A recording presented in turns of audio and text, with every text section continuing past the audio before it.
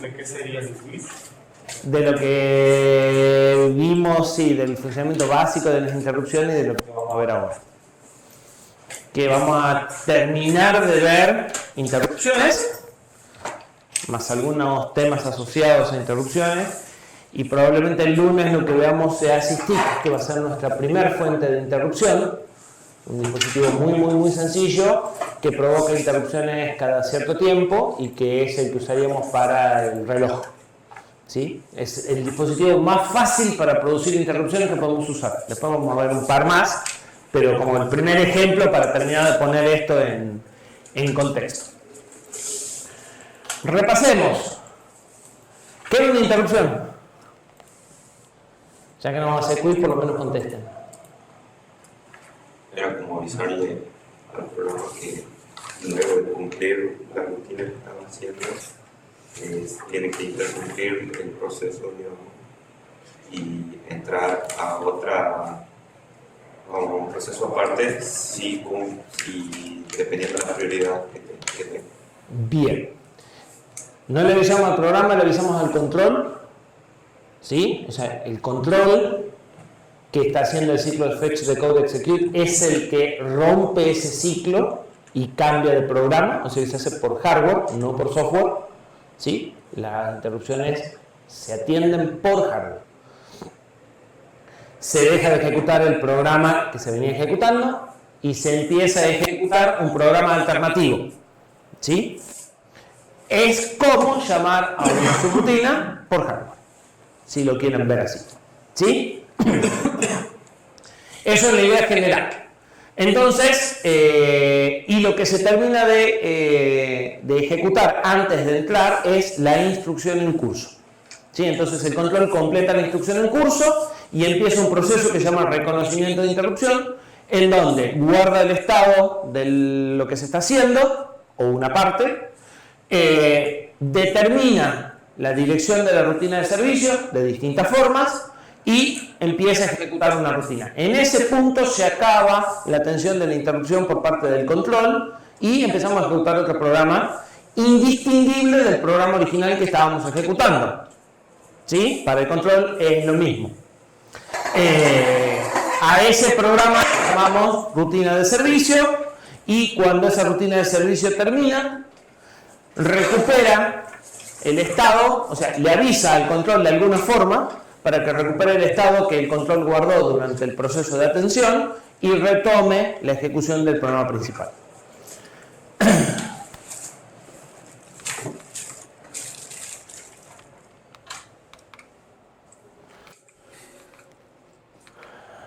Habíamos visto entonces cómo se podían conectar múltiples fuentes de interrupción y una forma era a través de salidas en colector abierto. ¿Esto está claro?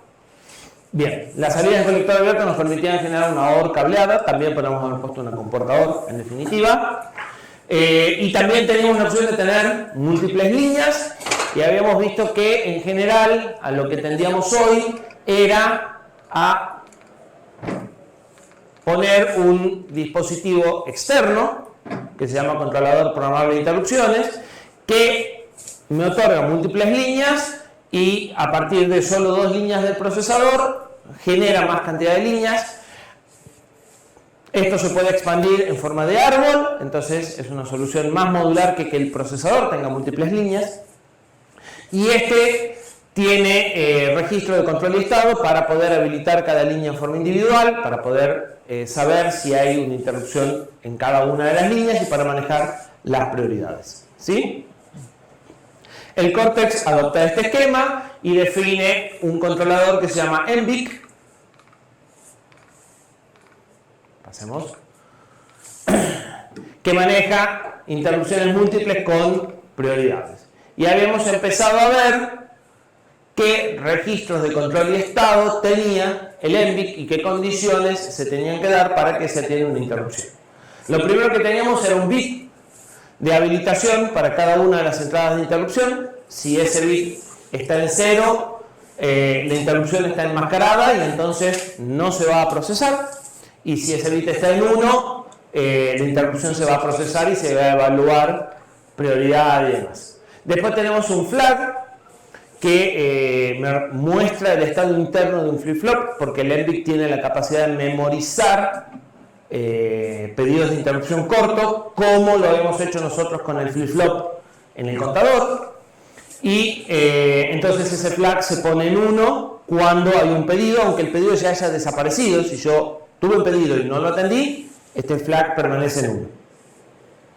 Y si está habilitado, este flag es el que está pidiendo interrupción al procesador.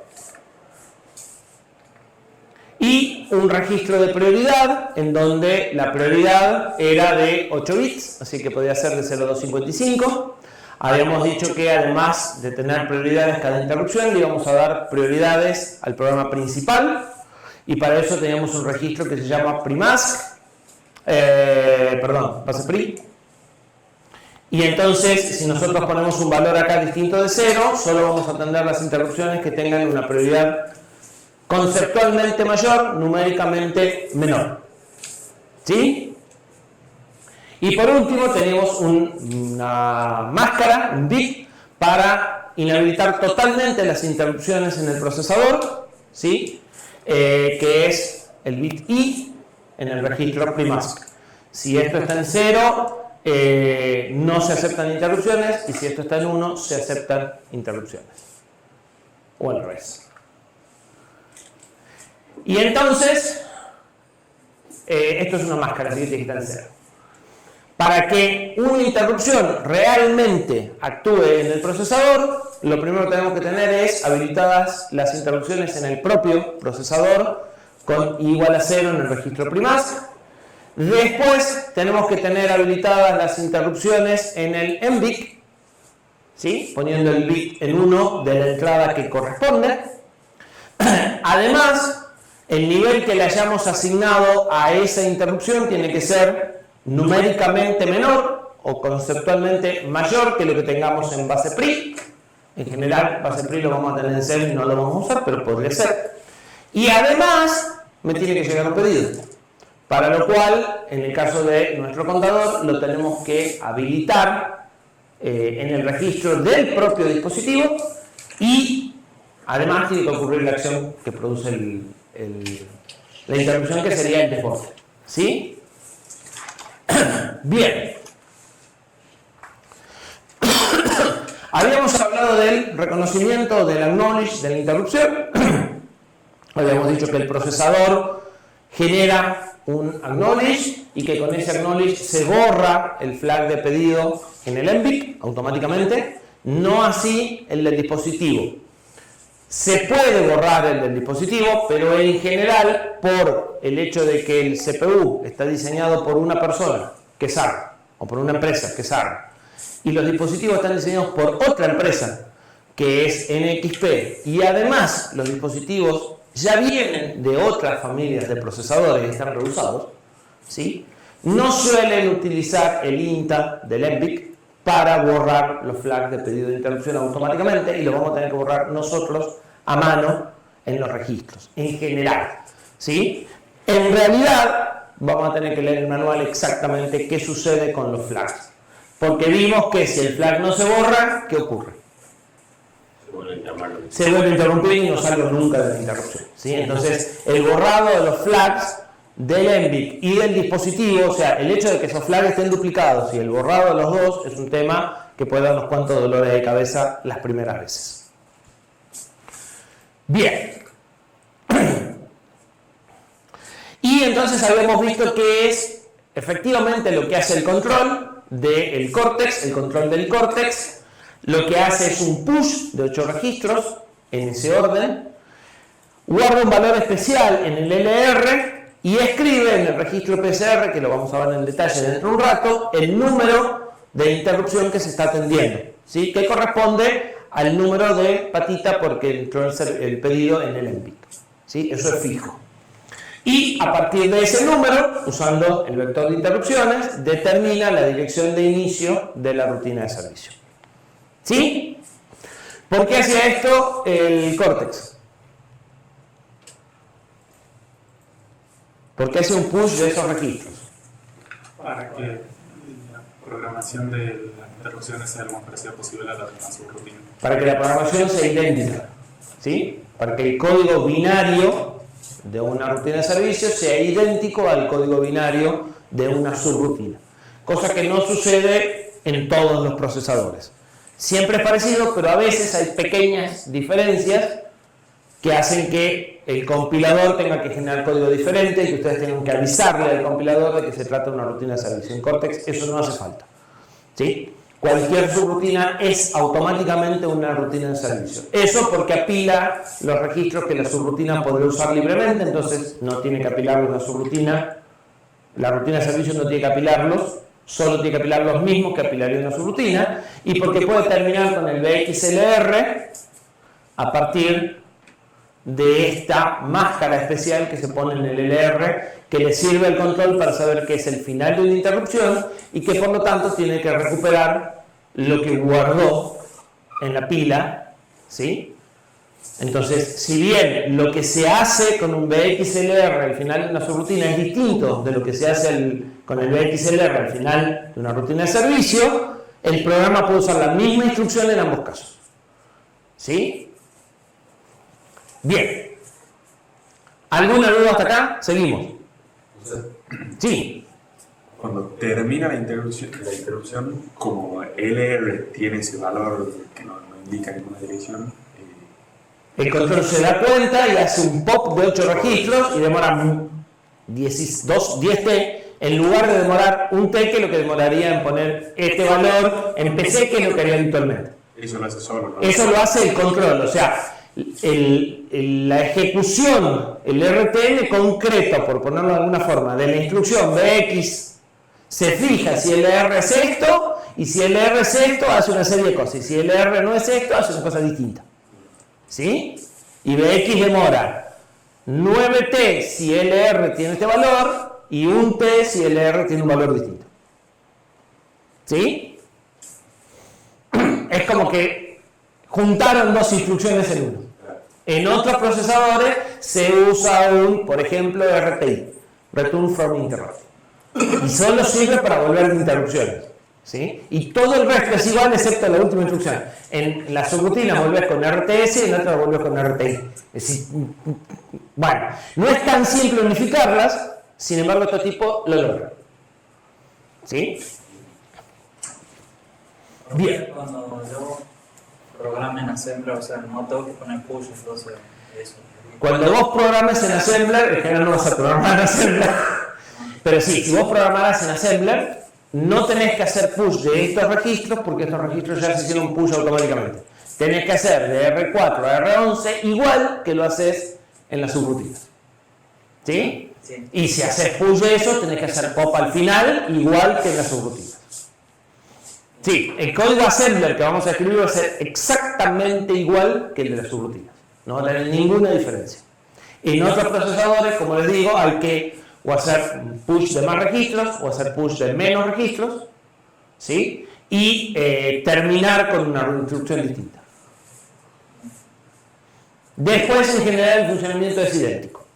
La otra diferencia muy importante entre una rutina de servicio y una subrutina es que la subrutina podría no ser transparente, si ustedes quisieran. La rutina de servicio debe ser transparente, no es electivo, ¿sí? Porque como el programa principal no sabe cuándo va a ejecutarse, no tiene forma de decir, bueno, guarda el registro por las dudas. No existe eso, ¿sí? Bien. Seguimos. Entonces, ¿qué es lo que sucede cuando se empieza a atender? Se pone a cero el flag, se borra el flag de pedido de interrupción, se salvan, esto ya es software, lo que vimos recién era lo que hace el control, y ahora vemos qué es lo que hace la rutina de servicio. La rutina de servicio, en general lo primero que debe hacer es guardar los registros que vaya a usar y que no hayan sido ya guardados, ¿sí? Lo próximo que debería hacer lo más pronto posible, puede ser lo primero o puede ser lo segundo, es borrar el flag de interrupción. ¿Por qué vamos a borrar el flag de interrupción lo antes posible? No se puede volver a llamar la instrucción en el siguiente momento. ¿Cómo? Si no se puede volver a triggerear una interrupción. Sí, otra prioridad con sí, otra interrupción. Casi, pero suena que fuera malo. O sea, Solo le llaman la misma interrupción simultaneidad. yo lo tengo que borrar antes de terminar. Porque los mecanismos de prioridad me aseguran que hasta que no termine, no voy a caer en la misma.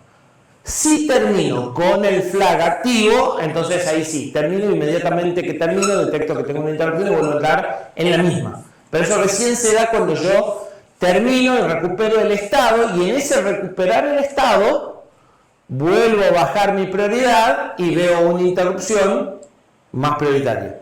¿Sí? Mientras estoy en la interrupción, como la interrupción que veo es igual de prioritaria, y siempre atiendo mayor y no mayor igual, entonces no lo atiendo. ¿Sí? Entonces, a esto lo podré hacer en cualquier punto hasta el final. Sin embargo, lo vamos a hacer al principio. La pregunta es ¿por qué? No sé, para avisar lo antes posible el dispositivo que solicitó la interrupción. O sea, Puede ser así que- como- Para avisar al control que haga el... No, acá ya el control fue. El control, si generó un INTA, lo generó antes. Esto es una vez que empezaste a ejecutar la rutina. O sea, esto es el código que vos escribís. El control, si generó un INTA, ya lo generó antes. Lo generó mientras estaba buscando la dirección de esta instrucción. ¿Sí? Que es el pedacito que vimos antes. Puede ser que ISR al final se fija en el flag ese. Pero al final, ¿por qué lo voy a hacer primero? Porque si vuelve, si no lo cambiara, digamos, y vuelve por algún error, repetir cada rato lo mismo. Porque podría haber una segunda interrupción mientras yo todavía estoy atendiendo a la primera. Piensa en el contador, desborda. Y está contando muy rápido. Entonces, hasta que yo entro y hago esto, desborda de nuevo.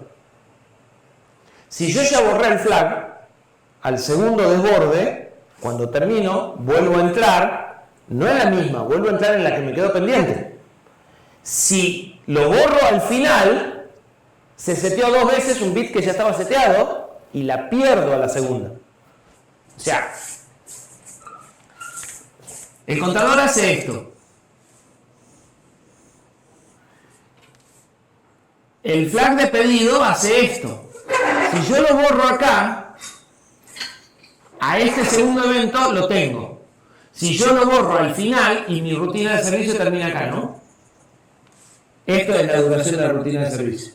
Si yo dejo el borrado del flag hasta lo último, y entonces hago esto, a este evento lo perdí. Entonces voy a borrar el flag lo antes posible para minimizar las posibilidades de perder un segundo evento. ¿Sí? Va a haber un tiempo mínimo, que es desde que llegó el primero hasta que yo borro el flag. Pero cuanto antes borro el flag, menor es ese tiempo. ¿Se entiende? Entonces, vamos a borrar los flags lo antes posible. Por eso el Envic los borra incluso antes de empezar a ejecutar la rutina. Los borra por el control. Más rápido que eso no se puede. ¿Sí? Porque más rápido que eso no empecé a atenderlo realmente. ¿Sí? No hay una cola de pedidos. Hay un flip-flop que memoriza un pedido. Si yo lo borro y llega otro, perfecto. Si llegan 2, no me entero, porque no tengo forma de saber que llegaron 2. ¿Sí? O sea, tengo un contador de un solo bit, o 0 o 1, no hay más. Entonces, por eso, lo primero que se hace es borrar el flag. Deciden ustedes si antes o después de guardar los registros. En realidad, normalmente esto no necesitaría un registro como el R4. Entonces, pueden realmente hacer esto primero y recién después hacer los push. Si quieren, están muy preocupados por tiempo. ¿Sí? Después de eso, tendrán que hacer algo que en general va a estar enlazado con el programa principal. Es muy raro que la rutina de interrupción trabaje totalmente autónoma y no necesite nada de nadie más. Siempre alguna interrelación tiene. Y eso se hace, ya habíamos dicho, con variables globales. En nuestro caso, incrementar la variable de la fecha y hora, tomar de la variable de pantalla y poner en el dígito que corresponde y decrementar los segundos que llevamos la tecla sin pulsar. ¿Sí? Son todas variables globales que el programa principal lee y que nosotros actualizamos. En realidad, algunas las escribe el programa principal y nosotros las leemos, y otras las escribe la rutina y el programa principal las lee. ¿Sí? ¿Sí? ¿Cómo borro el flag escribiendo un registro? Depende de cada dispositivo. En general, escribiendo en un registro de control y estado. ¿Sí? Pero muchas veces se borra de una forma tan extraña como escribiendo lo que acabas de leer. Entonces vos lees el registro de control y estado, que tiene el flag de interrupción en 1, y volvés a escribir, y ese 1 que escribís en el flag lo borra. ¿Con la idea de qué? Con la idea de que, si primero que haga la operación lo más rápido posible, vos lees y escribís, no tenés que leer, enmascarar y escribir. Es una instrucción menos. Y la segunda es que si vos lees, hay veces que los registros de control de estado tienen múltiples flags. ¿Sí? Porque el mismo dispositivo puede pedir interrupción por distintas razones. Entonces, por ejemplo, este flag es porque llegó un dato. Este flag es porque el dato no tiene porque el dato que llegó no pasa los controles de paridad, ¿sí? Por decirte en una interfaz de comunicación. Y este flag es porque tenés libre el canal de transmisión para mandar un dato. Entonces, puede suceder que vos leas esto y cuando vos lo lees, esto está así. Es decir, tenés interrupciones porque hay un dato. Desde que vos lo lees hasta que vos lo escribís,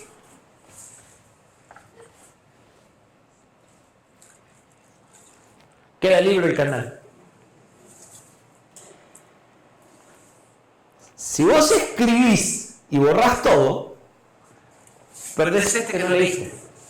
Entonces, si vos lees, vos leíste 00001 y volvés a borrar escribiendo esto, este se borra y este no se borra.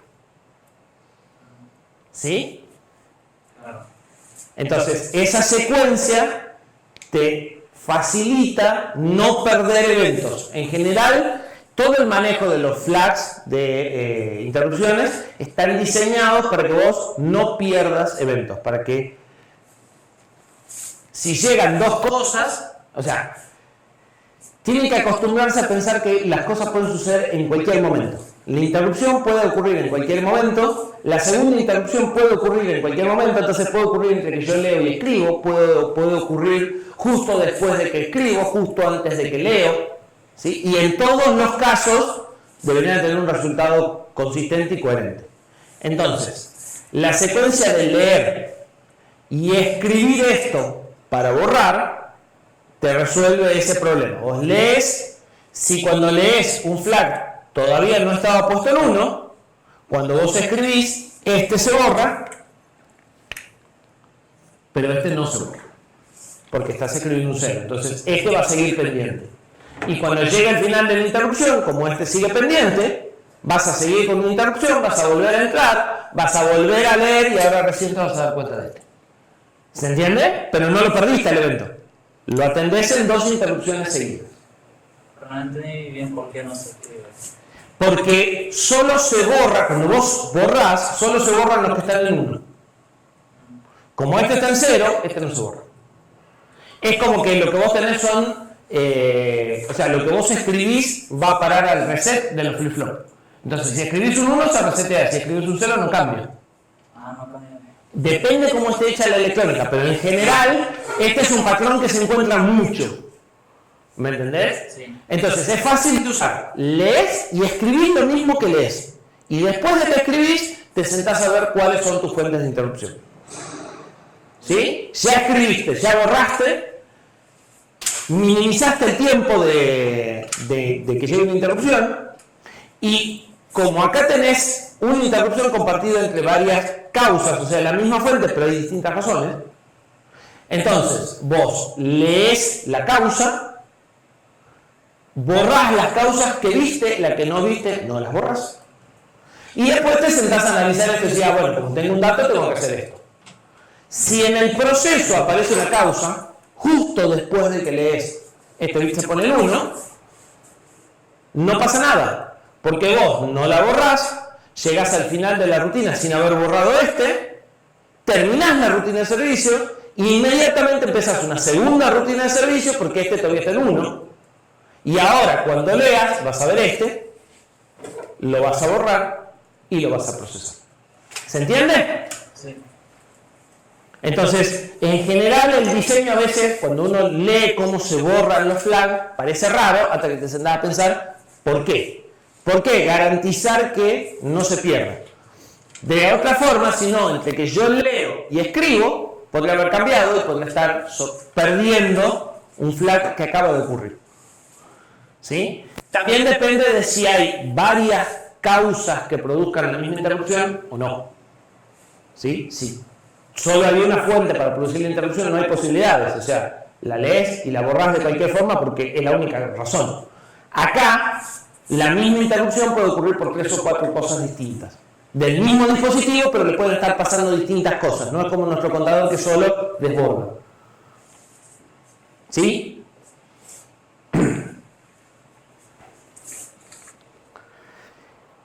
Esto es darle servicio a la interrupción, en definitiva, o sea, hacer lo que tengamos que hacer, restaurar lo que habíamos borrado y volver al programa principal con BXLR, y como el R tiene el valor que tiene, eso produce el pool de los 8 registros en el stack. Ya habíamos discutido por qué si la interrupción llega con la misma prioridad que la actual no se atiende. ¿Por qué? Hacemos estrictamente mayor la... ¿Pero por qué pedimos estrictamente mayor? para que no se...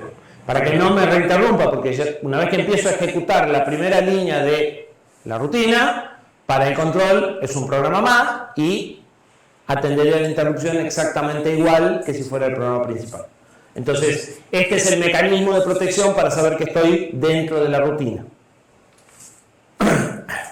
Y si el dispositivo le dispara de nuevo, luego de una CK, se vuelve a poner el flag dependiente en el MBIC y entonces no la pierdo y por eso quiero borrar los flags lo antes posible.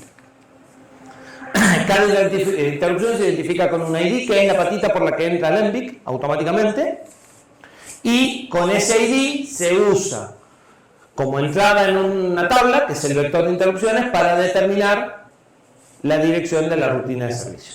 ¿Sí? El ID es fijo, no es programable. Y cuando retornamos, como parte del POP, se recupera la prioridad que tenía antes. ¿Sí? Bien. Esto también lo dijimos varias veces.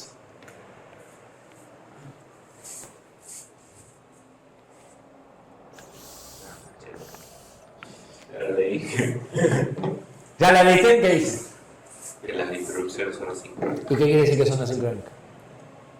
Cualquier Claro, si no estamos en Puede ser, en cualquier momento necesitamos... que no hay forma de predecir en qué momento van a ocurrir, ¿sí?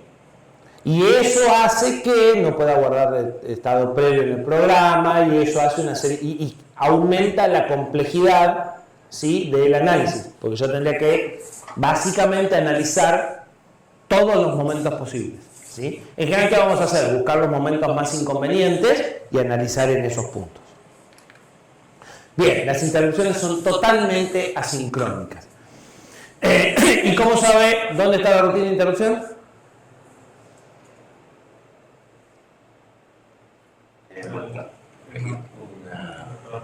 Por el vector de interrupción. ¿Y cómo sabe dónde está el vector de interrupción? La dirección 1000. Alguien me dice que está partida en la 1000.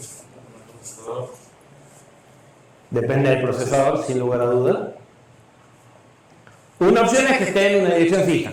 Por ejemplo, la 1000. Normalmente no suele ser la 1000, o la 0, o el final. ¿sí? Son los valores más normales de donde están los vectores, pero una posibilidad es que se fija. En el córtex no es fijo, hay un registro. Hay un registro puntero específico que sirve para señalar el inicio del vector, ¿sí? Y normalmente ese registro está en el valor 0. Entonces, normalmente el vector de interrupciones está a partir de la dirección 0, pero se puede mover, porque cambian el valor del registro y listo. Cuando el procesador arranca está en 0, ese registro. Bien, entonces mediante el número de interrupción y el vector. ¿Tenía uno de los registros de banco de registro? No, son registros que están fuera del banco. Los registros del banco son de propósito general, o sea, son registros para que vos uses en las operaciones o en el programa. El PC, el IR, el PRIMASC, el base PRI y el vector son registros especiales, ¿sí? Como el PSR, tienen una función específica.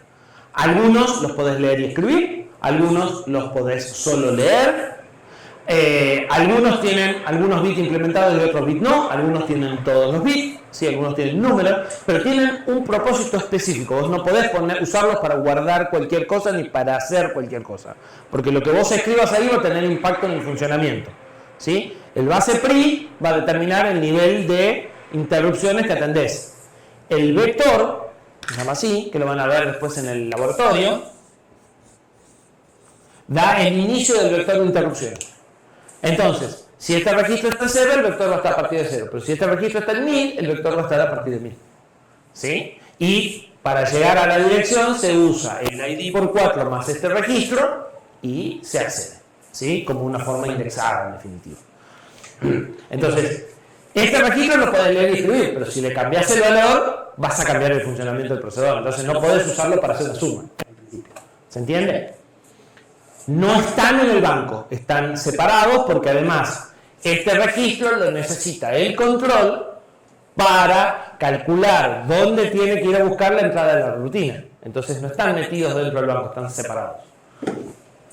Se leen y se escriben en forma independiente, igual que en el SRC1, nuestro PC o nuestro IR.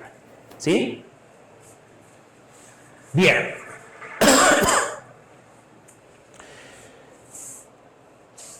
Bien, habíamos dicho cuando empezamos a ver interrupciones múltiples que había 4 cosas que resolver.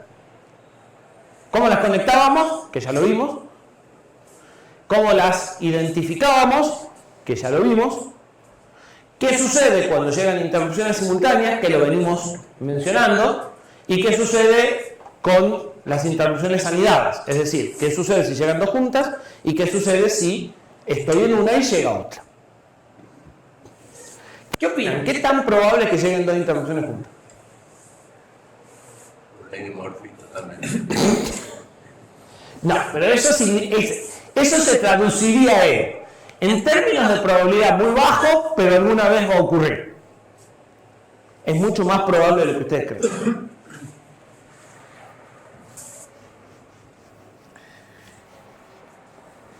¿Qué son dos interrupciones simultáneas? ¿O cuándo dos interrupciones son simultáneas? Dentro de un clock.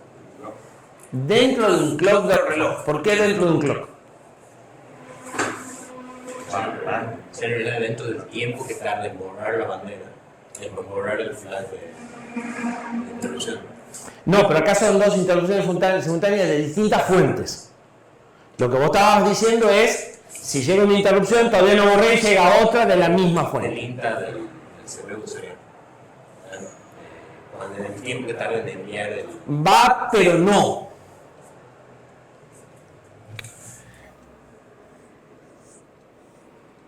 Estos son dos interrupciones simultáneas, sin lugar a dudas. Esta es simultánea. ¿De qué? ¿En cuándo se da cuenta el procesador? Ajá, ¿y cuándo se da cuenta el procesador? Porque ya lo dijimos. Al final de la instrucción. Entonces, si esto es una instrucción, estas dos son simultáneas. Si esto es la instrucción, estas dos no son simultáneas. ¿Sí? Entonces, ¿cuánto es la ventana de simultaneidad mínima? Un T, en realidad la duración de la instrucción. Si justo estamos en la instrucción de un T. Si esta instrucción dura 5, ya en determinado momento, dos interrupciones que lleguen dentro de 5T van a ser simultáneas. ¿Estamos de acuerdo? Y cuanto más largas sean las instrucciones, mayor va a ser mi ventana de simultaneidad. ¿Sí? Ahora,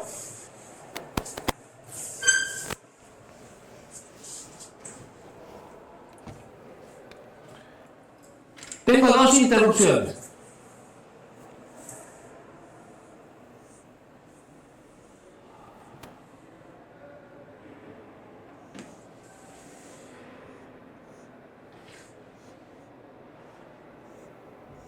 Acá termina la instrucción. Atiendo una. La otra queda.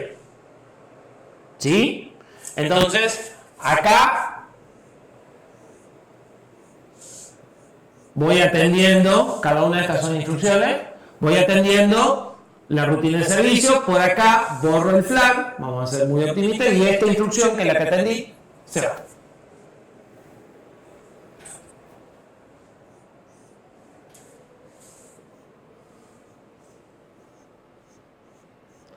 Acá termina la rutina. Esto es BXLR.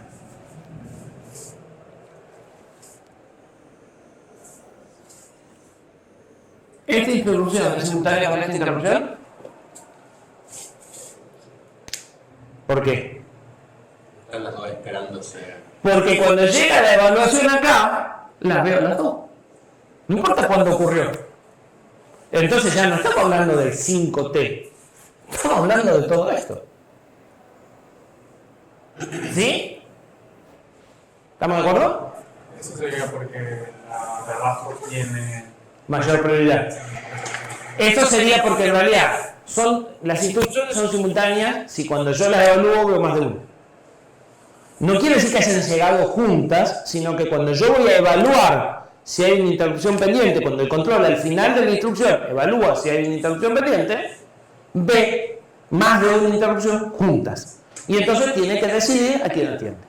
Pero una de esas podría venir esperando de hace rato por un tema de prioridades. ¿Sí? Podrían haber llegado las dos más o menos juntas, yo atendí una, y mientras la otra esperaba, llegó otra. Entonces, cuando yo voy a evaluar, tengo de vuelta dos interrupciones simultáneas. Que no es que llegaron cerca en tiempo, pero se me amontonaron. Y a la larga es como si hubieran llegado juntas. ¿Sí? Entonces, cuando hablamos de interrupciones simultáneas, cuando yo hago la evaluación al final de la instrucción y veo que hay más de una interrupción pendiente. ¿Cuánto tiempo llevan? No importa. ¿Llegaron juntas? No importa. Al momento de evaluar si hay una interrupción pendiente, me encuentro que hay dos pendientes. Entonces tengo dos simultáneas. No necesariamente ocurrieron en el concepto normal que tenemos de simultáneo. ¿Sí? ¿Se entiende eso? ¿Y qué hacemos? ¿A cuál atendemos? Para eso venimos definiendo prioridades, a la de mayor prioridad. ¿Y si las dos tienen la misma prioridad? Porque podría pasar. Sobre todo si dejamos a un alumno de sistemas con micro programar las prioridades.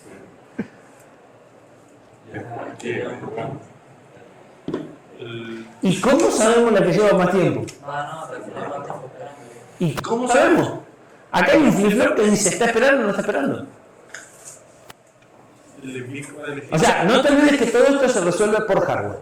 ¿Se podría saber cuánto lleva más tiempo? Sí, podría poner un contador de ciclos para cada interrupción y ver cuál es el número más grande. Es complicado y caro, pero se podría. El envío puede elegir cuál. Bien. Me va a dejar elegir a mí. Esta. ¿Se acuerdan que yo les dije que la prioridad era de 8 bits? y que esto se partía.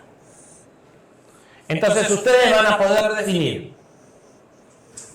prioridad y subprioridad.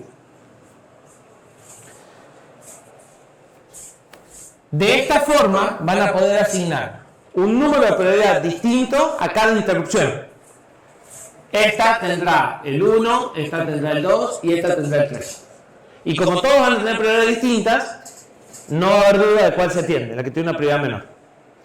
Pero, y ahora me voy a saltar la diapositiva a la que sigue, ¿qué sucede si yo estoy atendiendo una interrupción, como en este caso, y llega otra? ¿La atiendo o no la atiendo? La respuesta lógica es depende de la prioridad. Bueno, va a depender de esta parte de la prioridad.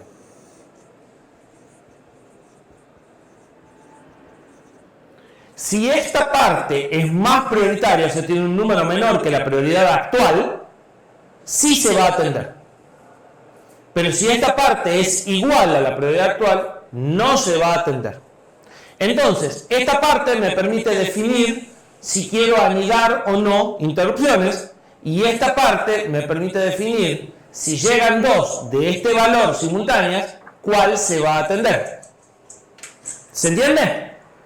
El problema es que para que esto sea consistente, esto es el bit más significativo y esto debe ser minúscula. Eso quiere decir que los números son un poco raros. Por ejemplo, nuestro procesador utiliza 3 y 5. Si nosotros queremos que el comportamiento fuera este que dibujamos acá, donde le vamos a poner letras A, B y C. En esta evaluación de prioridades atendimos a A de entre A y B. Y cuando llegó C no hubo anidamiento. Y ahora vamos a suponer que acá a la que atendemos es a C y B sigue esperando.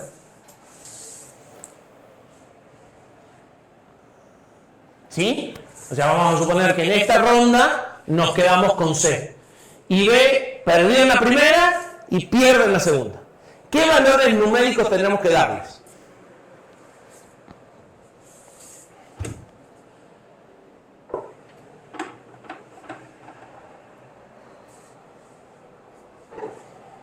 C y B tendrían la misma prioridad. C y B tendrían la misma prioridad. A tendría una prioridad más chica. Pongamos un número. 10. Tenemos 3 bits. 3. 0, 1, 1. ¿Sí? ¿Y A? Ponele 2. A podría tener el mismo número y ganar solo por esto. O podría tener un número mayor. Lo que seguro es que si A tiene 3, C no puede tener 2. Si C tuviera 2, acá hubiera anidado. ¿Sí? Entonces, si este tiene 2, este tiene 3, 4, 5, pero no tiene menos de 2. ¿Se entiende? Perfecto. Entonces, y esta tampoco, porque cuando está en la simultaneidad se evalúa todo, y como esto es más importante, si tiene menor prioridad no importa qué pasa con lo otro. Esto solo resuelve cuando esto es igual. Entonces, si esta tiene 0, 1, 1, si le ganó a esta tiene que tener un número más chico. Lo razonable sería, por ejemplo, 0, 0, 0, 0, 0, y esta entonces 0, 1, 1, 0, 0, 0, 0, 1. Pero después esta pierde con esta. O sea que no. Esta tiene que tener como mínimo así y esta así. Como mínimo. ¿Sí? Ahora, si lo ves en decimal, Empezamos con los problemas. Esto es, creo que 64. No, peor. Una cosa así, sí. Una cosa rara. 64 más 32. O sea, 64 más 32 y 96. Entonces esta tiene 96, esta tiene 97 y esta tiene 98. Hasta ahí vamos bien. Pero si vos quisieras que esta anide, te tenés que bajar hasta 64. ¿Sí? Entonces, viéndolo en binario, los patrones se entienden y están bien. El problema es cuando lo tenés que pasar a decimal. ¿Sí? Y para terminar de completar los problemas, vos podés elegir a esto, lo podés correr. Lo podés correr vos y puede decidir el fabricante los límites. Entonces, vos podés hacer desde 1, 7 hasta n, 7 menos n, pero el fabricante dice hasta dónde se puede mover esto. Y en nuestro caso solo se puede mover, n no puede ser más que 3. Entonces vos podés usar 3, 5, 2, 6 o 1, 7. ¿Sí? Pero más no, porque en la evaluación de anidamiento no están puestos los comparadores para usar más bits. ¿Sí? Entonces falta un pedazo de hardware para poder mover esto hacia allá. El fabricante no lo implementó. En otros procesadores te vas a encontrar que el máximo es 4.4, por ejemplo. ¿Sí? Y entonces, de esta forma, la prioridad numérica que le dimos a la interrupción resuelve el anidamiento con una parte, con la más significativa, y la simultaneidad con la otra. ¿Sí? Nos deja la posibilidad de elegir valores acá para asegurarnos de que cuando ocurran dos simultáneas, saber cuál es la que se va a atender, ¿sí? Pero que no se anide o sí se anide en función de los valores que damos acá. ¿Sí? Se habla de grupo y subgrupo o prioridad y subprioridad. ¿Está claro? Van a renegar bastante con eso. La prioridad define El programador. Vos, para resolver el problema, decidís que el dispositivo A no te conviene que anide sobre B y C. O sí. Vamos a discutir un poco después, en el práctico, cuándo tenés que anidar. O sea, voy a identificar que el dispositivo al que tiene introducción puede ser una prioridad. Vos diseñás el comportamiento que querés y asignás las prioridades para que el comportamiento sea el que vos diseñaste. O sea, vos decís, si llegan dos interrupciones simultáneas de este y este dispositivo, por lo que hace este, por lo que hace este, por lo que demoran en ser atendidos y por la frecuencia con la que me van a interrumpir, yo quiero que primero se atienda A y después se atienda B. Yo quiero que si estoy atendiendo A y llega C, no se atienda. Pero si llega D, sí se atienda. Y con esas reglas diseñan los números. Y decir, bueno, como D se tiene que entrar sobre A o sobre B y C, D tiene que tener un número más chico acá. Como A tiene que ganarle a B, A tiene que tener un número más chico acá. Y con eso armás las reglas, es decir, A tiene que tener un número mayor que este, pero menor que este, y que en este grupo de bits se comporte de esta forma, y asignás las prioridades para que el resultado sea el que vos diseñaste. ¿Eso se asigna en software o Sí, por software.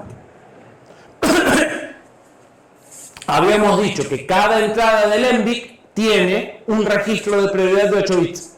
El número que vos le escribas es lo que va a hacer cuándo se la atiende y cuándo no. ¿Sí? Entonces, en función del problema que querés resolver, de los tiempos, quiero que fijen las cosas. Cada cuánto se produce una interrupción y cuánto demorás en atenderlas. ¿Sí?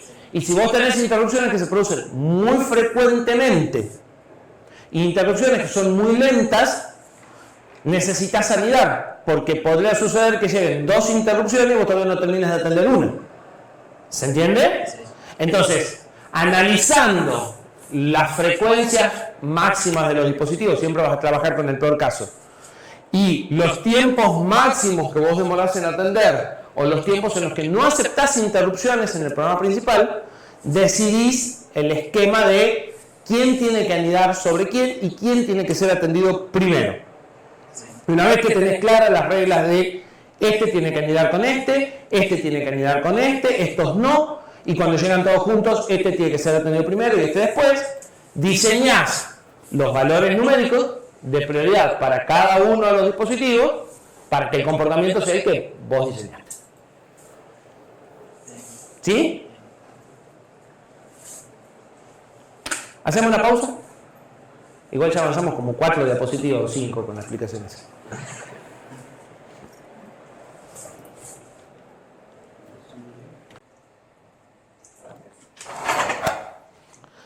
Bueno, repasemos la diapositiva y el concepto que vimos, que ya en principio está todo lo que sigue a continuación ahí explicado. 2 interrupciones son simultáneas, entonces cuando yo evalúo y encuentro que hay más de una, ¿sí? Ocurren en el intervalo de una instrucción, pero también van a ser simultáneas si una quedó pendiente y mientras estaba pendiente llegó otra. ¿Cuándo se revisan las interrupciones pendientes? El córtex revisa la prioridad cuando termina el apilado. Es decir, al final de la instrucción se fija si hay interrupciones, si hay una por lo menos, empieza el reconocimiento apilando y al final del apilamiento recién evalúa las prioridades de las que están y decide cuál se va a atender. Y una vez que se decidió, no se cambia. Entonces, si una interrupción llega un cachito después de que evaluó las prioridades, ya no es simultáneo. Sin embargo, bajo ese concepto, si esto es el apilado automático de registro,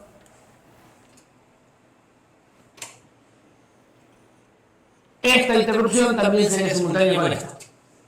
Porque la evaluación de prioridades se hace después del apilado y no al final de la instrucción. O sea, al final de la instrucción me fijo que haya una interrupción. Si hay una interrupción, empieza un proceso de apilado que lleva tiempo. Y al final de ese tiempo, bueno, veo todas las que hay y evalúo prioridades. ¿Sí? ¿Para qué? Para maximizar la posibilidad de atender a una interrupción prioritaria lo antes posible. ¿Sí? Le doy esa ventanita de push de chance de que entre y todavía lo entiendo. Bien, también son simultáneas las que quedaron de una ronda previa, una que hubiera llegado justo después de este punto y se resuelve por prioridades y se utiliza el valor total de la prioridad, tanto la parte más significativa, que es la que después va a terminar el alineamiento, como la parte menos significativa. Si de todas formas decidieron poner 2 prioridades iguales, a pesar de que tienen las herramientas para no hacerlo, se va a atender ¿cuál primero? La que tiene la ID más abajo. ¿Por qué? Porque no puede estar indefinido. O sea, la electrónica tiene que ser determinística. O sea, tiene que poder saber exactamente qué va a suceder en cualquier caso. ¿Sí? Entonces, el MBIC resuelve por el ID más abajo. Pero en general no deberíamos dejar que eso ocurra. ¿Sí? No hay necesidad. El sistema de prioridades debería ser equitativo, entendiendo por equitativo que cubre las necesidades de todo el mundo. Hay dispositivos que piden interrupciones más frecuentemente y tendrán que ser atendidos más rápidamente, y hay dispositivos que piden menos y serán atendidos con menor prioridad. ¿Sí? La prioridad de los dispositivos va a ser un juego entre la frecuencia de interrupción de los dispositivos y el tiempo que demoran en atenderlos. ¿Sí? Y para ver un ejemplo sencillo, si yo tengo un dispositivo que demora mucho tiempo en atenderlo y en ese tiempo otro me pidió 2 interrupciones, voy a tener que anidar porque no me voy a quedar otra opción, por ejemplo. ¿Sí? En cambio, si todos los tiempos de atención son cortitos y todos los tiempos de atención son menores que las frecuencias de pedidos de todos ya no me hace falta anidar. Me basta con que los que piden más frecuentemente sean más prioritarios, los atienda primero, y los que piden menos frecuentemente los vaya dejando para el final. ¿Sí? Como hay una frecuencia máxima de pedidos, en algún momento los que piden más frecuentemente van a dejar un hueco y ahí voy a atender a los que fueron quedando pendientes. ¿Sí? Lo que vamos a buscar es no perder interrupciones. Es decir, si un dispositivo interrumpe cada X tiempo, que yo, antes de que ocurra la siguiente, esté seguro de que atendí la anterior. ¿Sí? El problema lo vamos a tener cuando no es fácil predecir cada cuánto piden. ¿Sí? Hay dispositivos que piden cíclicamente, yo sé exactamente cada cuánto, y hay dispositivos que tienen un factor más variable. En general, de todas formas, voy a poder poner una cota máxima a la frecuencia o mínima al tiempo entre dos interrupciones. ¿Sí? De este tema hay laboratorio y hay práctico. Y en el práctico vamos a analizar o explorar ese tipo de cosas. Así, bueno, si este pide cada tanto y este pide cada tanto y lo demoran en atender tanto, ¿qué debería de hacer? O sea, ¿cómo hago que a los dos los atienda sin perder a ninguno, ¿sí? Sin dejar desprovisto a ninguno? Las prioridades podrían ser por software, como habíamos dicho en algún momento, ¿sí? Y entonces va a estar dada por quien se encuesta primero, y esto permite armar esquemas más extraños, como habíamos dicho, un round robin, o pueden ser por hardware. Nosotros en general vamos a estar usando por hardware porque el ENVIC ya tiene prioridades por hardware, y le vamos a poder asignar una prioridad que se va a armar de esta forma a cada una de las patitas de entrada del ENVIC, ¿sí? Y la vamos a configurar por software. Y lo otro que habíamos dicho es, bueno, simultaneidad entonces es cuando yo analizo a cuál voy a atender, tengo más de una y decido cuál y el resto queda pendiente. Y anidamiento es cuando estoy en una interrupción y llega otra interrupción. Y entonces lo primero que voy a tener que decidir es si admito anidamiento o no. Admitir anidamiento tiene algunas desventajas. ¿Cuáles?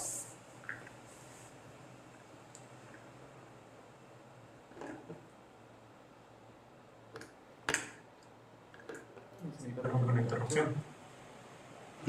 Bueno, eso como solo no suena a desventaja. No suena a ventaja tampoco, pero... Asignar, pensar bien las prioridades de cada una de las interrupciones. Sí, pero no es una desventaja, eso sería un cuidado. O sea, sí, está bien. Si asigno mal, puedo mandar directamente. ¿Hay una desventaja? Deben durar lo menos posible la interrupción. ¿Por qué?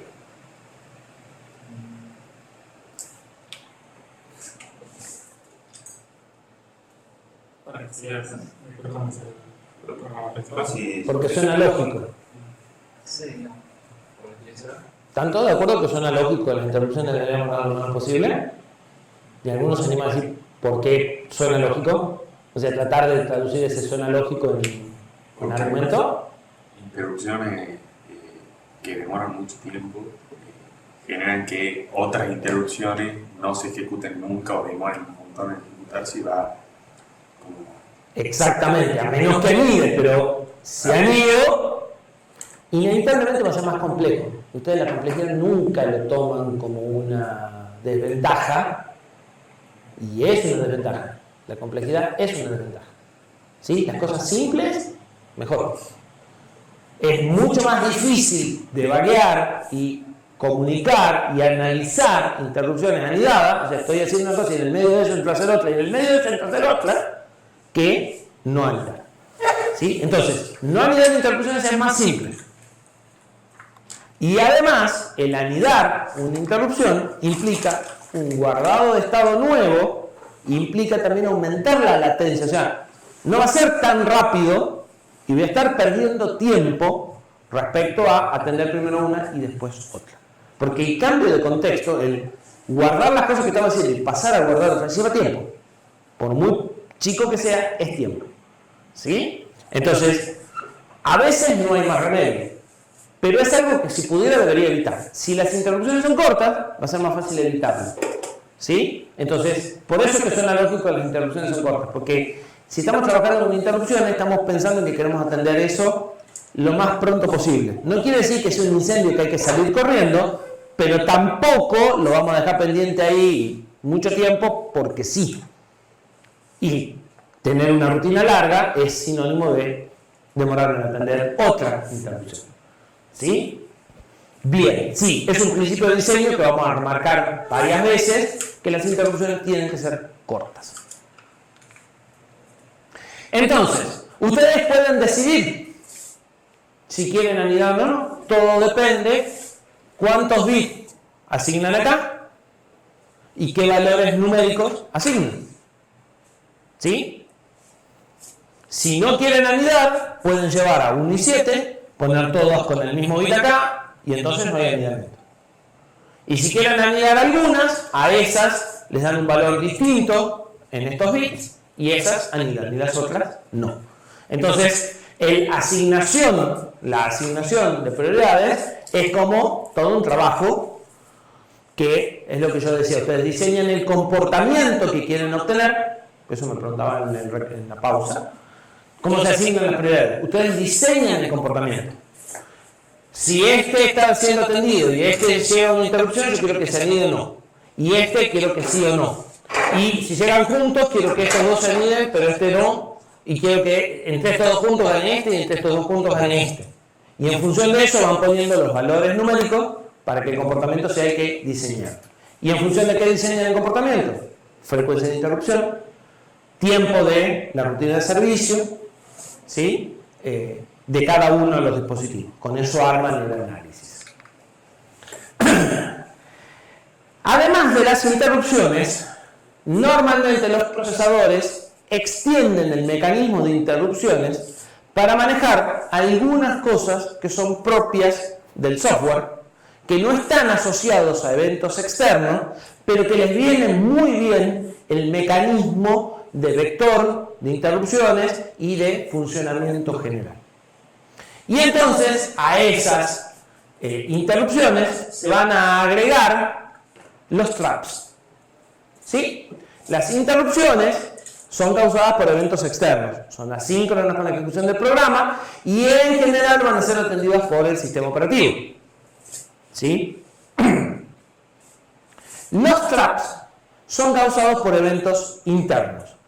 Por ejemplo, el trap más conocido, dividir por 0.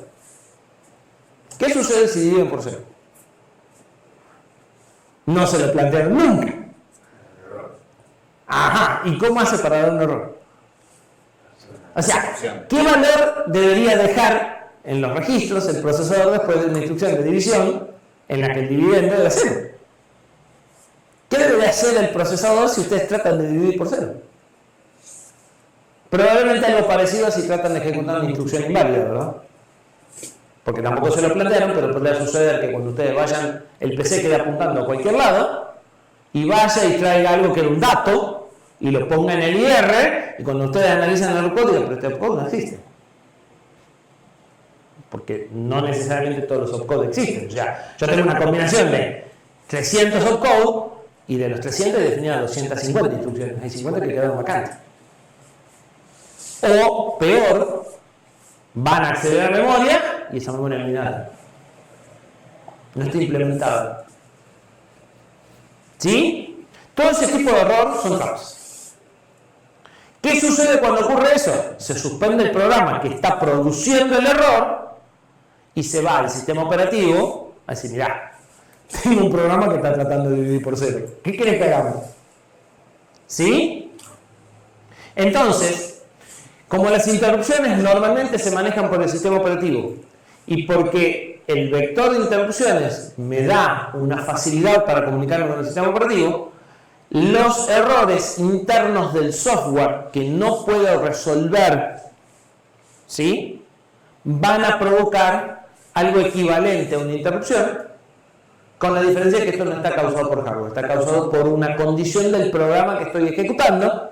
Es sincrónico con el programa, se da cuando se ocurre la instrucción, pero en principio es como esto, es medio impredecible, yo no sé qué va a ocurrir, ¿sí? O no me doy cuenta que va a ocurrir. Sí. Stack Overflow entraría ahí en... Sí, si lo detectás. El problema es que no es fácil detectar un Stack Overflow. Porque no tenés un puntero que te diga el stack se acaba acá. Pero si tuvieses un puntero que te diga, mira, el stack no puede pasar de acá, y el SP se mueve y se encuentra con el otro, sí. Sería algo equivalente a esto. Ahí dice que algunas son sincrónicas, ¿no serían todas sincrónicas si son internas? En general casi todas son sincrónicas. Sí. Ahora, ¿por qué se usan los traps para comunicarme con el sistema operativo? Si ustedes dijimos que las interrupciones son muy parecidas a las subrutinas, ¿sí? ¿Qué diferencia fundamental hay entre una subrutina y una interrupción? Una interrupción es externa. Esto no es externo, esto es interno. Sin embargo, para llamar a una subrutina yo necesito saber la dirección de memoria de la primera instrucción. ¿Sí? En la interrupción no necesito saber la dirección de memoria de la primera instrucción. ¿Por qué? un vector. Porque tengo el vector. Entonces, si yo asigno un ID de los mismos que estoy usando para este a la división por 0 y digo, la división por 0 tiene el ID 1, y cuando haya una división por 0 voy a ir a buscar en la entrada 1 del vector de interrupciones, el control puede saltar a esa rutina de error sin que haya una instrucción, una dirección de memoria explícitamente definida. ¿Se entiende? Entonces, ¿qué voy a hacer? Del vector de interrupciones voy a reservar algunos ID para estas condiciones de error. Y el control, cuando se encuentre con estas condiciones, va a seguir el mismo proceso que si hubiera llegado a una interrupción de ID tanto. Solo que no va a ser externa, va a ser interna. La va a disparar el mismo control. El control detecta los errores. El control detecta la división por 0 y dice, división por 0, trap 2. Voy, o sea, es como si hubiera llegado una interrupción 2. Y hace lo mismo que si le hubiera llegado un pedido de interrupción, con un ID distinto al de las interrupciones. Entonces, vamos a encontrar, yo ya se les había dicho, los primeros 16 son traps, son internos, y de la 16 en adelante, del 0 al 15, están reservados para esto, los ID, y en el ENVIC el primer ID va a ser el 16. O sea, la primera patita va a tener ID 16. ¿Sí? Porque las 15 primeras van a ser para errores de trap. ¿Sí? Y de esa forma el control va a poder ejecutar una rutina para avisar del error y que el sistema operativo o el mismo software decida qué hacer con ese error. ¿Sí? Vos vas a saber en qué instrucción fue, porque tenés el PC en la pila, vas a saber qué tipo de error es por el trap al que está llamando, y bueno, podrás definir. Eso es lo que te va a permitir, por ejemplo, en un sistema operativo como Windows, matar al proceso que cometió el error y seguir ejecutando todo el resto. ¿Sí? ¿Se entiende? Más o menos.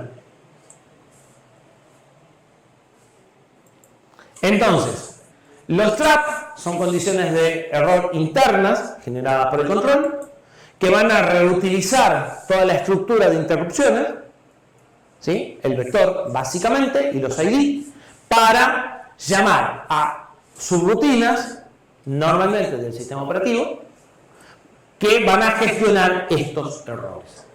¿Sí? Bien. ¿El problema deberá ser remediado por la subrutina? Sí, se puede. Eventualmente el problema a veces es, en un sistema operativo multitarea, matar la tarea que está generando el error. ¿Sí? Bien. ¿Profe? Sí. ¿Yo puedo implementar un trap o...? Es lo mismo que implementar una rutina de servicio. O sea, pero puedo definir, quiero que esta condición o que si esto sucede... No, eso sí lo puedes definir si sos el que está escribiendo el control.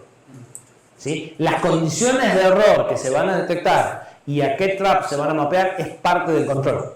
Justamente, es la forma que tiene el control de darte la posibilidad de que vos lo gestiones al error, pero él ya detectó los errores. Los errores que se detectan normalmente, ¿sí? Son división por 0 si el procesador divide, instrucción inexistente dirección de memoria no implementada. ¿Índice fuera de límite puede ser? No existe el índice fuera del límite. Lo que existe es dirección de memoria no implementada. O sea, cuando vas a leer en memoria, esa dirección de memoria no está. Pero mientras tanto, hasta que no trates de hacer el acceso, no te das cuenta. Y tenés también error de hardware. Por ejemplo, podés tener, no en este procesador, pero en aquellos, los servidores sí tenés paridad en las memorias. ¿Saben lo que es paridad? Un bit de paridad. 1 o 2 bits de paridad. Vos a los 8 bits le agregás un bit más para que la cantidad de unos o ceros siempre sea par. Y eso te permite detectar si se cambió un bit de memoria. Bueno, cuando vos tenés 200 GB de RAM, la probabilidad de que un bit se altere por ruido electromagnético son de 1 cada 5 horas, más o menos. Entonces, vos guardaste un dato en una variable y se cambió. Y obviamente eso no puede andar así. Entonces, los servidores cuando empezás a tener grandes cantidades de memoria, empezás a tener primero bit de paridad para detectar esas situaciones y después se agregan más bits para poder corregirlo incluso, o sea, por estadística, decir, no, bueno, esto acá debería haber un 0 en lugar de un 1 y resolver el cambio, ¿sí? Entonces, si hay un error de paridad, por ejemplo, cuando se lee el dato del bus, se lee que hay un error, o sea, que el bit de paridad no se cumple y el control salta una rutina para decir, bueno, fíjate qué vas a hacer. ¿Sí? Otro trap que tenés es acceso no alineado. Si vos estás tratando de leer un Word en una dirección que no está alineada, provoca un trap. ¿Sí? Te dice, mira, estás tratando de leer algo que no se puede. Los traps dan opción a algo muy interesante. Por ejemplo, ustedes podrían ejecutar una rutina de software porque el programa principal no se entera de que hay un trap. Y esto es importante. O sea, el programa trató de dividir por 0 y no se entera. Ustedes podrán decir, bueno, decirle que dividir por 0 da 0 en el registro y seguir. Y pueden volver. ¿Sí? Entonces, en un acceso no alineado, ustedes podrían ver qué registro era el que querían cargar, o sea, analizar la instrucción que provocó el trap, cargarlo a mano, rearmar todo y dejarle el valor al registro y decirle, toma, ahí está. Y la instrucción, o sea, el programa principal creería de que se puede hacer un acceso no alineado. ¿Sí? En realidad, ¿qué sucedió? Trató, se fue a una subrutina que ustedes escribieron, o que el sistema operativo escribió, que ahí hizo todo ese proceso a mano, te dejó el resultado de vuelta en los registros y volvió. Try catch. Equivalente. ¿Sí? Sería equivalente a un try catch, pero normalmente en el catch, sí, vos podés devolver el resultado de vuelta. Sería un catch y no un try que llega hasta el final y corta el programa. En general, estas cosas cortan el programa, pero vos tenés la opción. Por ejemplo, debuguear es un trap. La forma para ver los registros del procesador es a través del trap. Eso congela el dato del procesador y ustedes pueden transmitirlo y después continuar como si nada hubiera pasado. Entonces el debugging es un trap. Bien. Querían cortar 15 minutos antes, cortemos acá. Y dejamos modo supervisor para la próxima clase. ¿Qué hay quiz? Están todos de acuerdo, ¿no? Y los que no están perdieron.